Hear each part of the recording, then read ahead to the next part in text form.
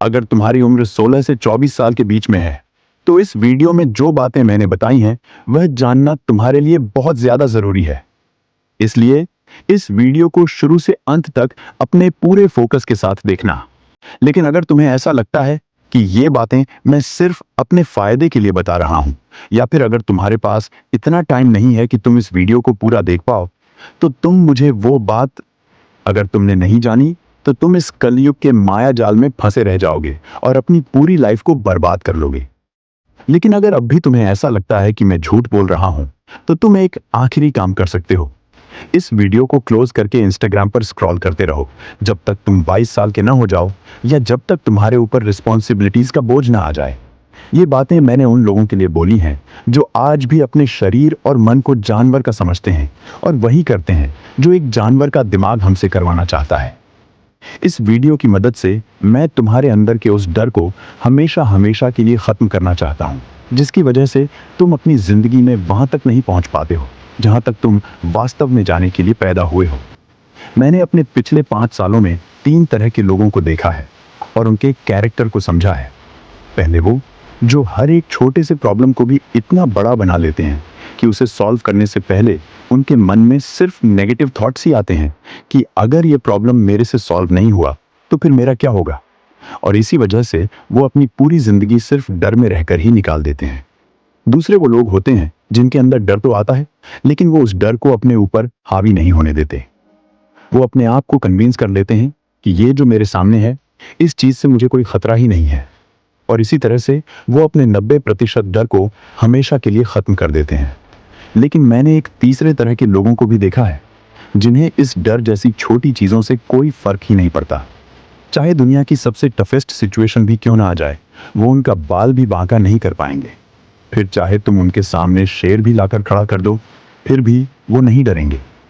क्योंकि इन लोगों को यह बात समझ में आ जाती है कि ये जीवन जो मुझे मिला है वो किसी स्पेसिफिक पर्पस के लिए मिला है, न कि डर से डरकर मुंह छुपाकर बैठने के लिए। ये वही लोग होते हैं जिन्होंने भगवत गीता को अपनी जिंदगी में उतार लिया हो, जिनको अपनी लाइफ का असली पर्पस मालूम हो। या फिर तुम इन लोगों को बॉर्डर पर पाओगे। पर फिर मैंने यह नोटिस किया कि ये जो डर मेरे अंदर आ रहा है, ये कहीं और से नहीं बल्कि मेरे शरीर और मेरे दिमाग से ही आ रहा है।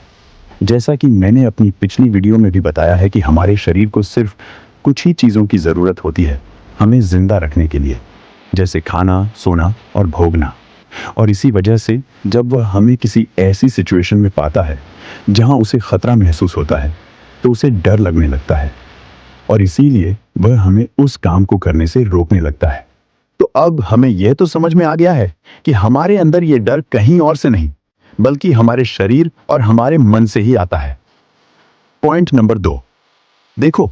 जब भी हम अपने आप को किसी ऐसी सिचुएशन में पाते हैं जहां हमें डर लगने लगता है, तो उस समय हमारा मन हमें 2 रास्ते देता है, फाइट और फ्लाइट।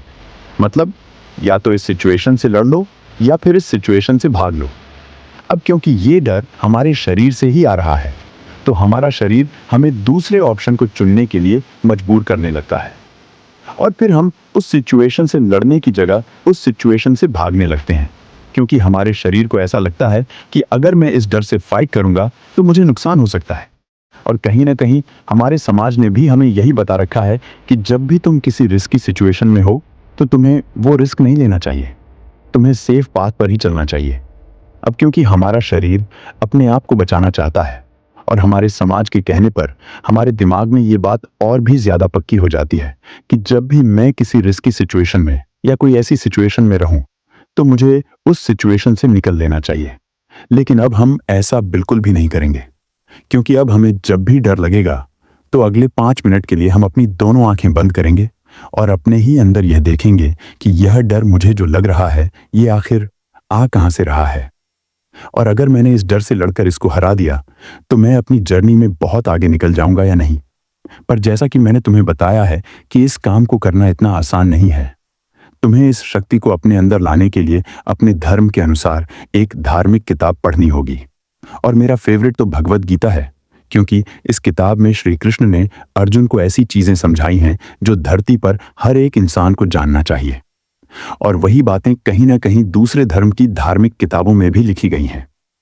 मेरा सीधा सीधा कहने का मतलब यह है कि आज की जनरेशन में अगर तुम्हें वह ऊर्जा महसूस करनी है, जिस ऊर्जा के कारण भगत सिंह ने तुम्हारी उम्र में फांसी को चूमकर गले लगा लिया था, जिस ऊर्जा के कारण छत्रपति संभाजी महाराज ने शेर के मुंह फाड़कर उसके दांत गिन लिए थे, और जिस ऊर्जा के कारण अर्जुन ने श्री कृष्ण के साथ मिलकर महाभारत को जीत लिया था,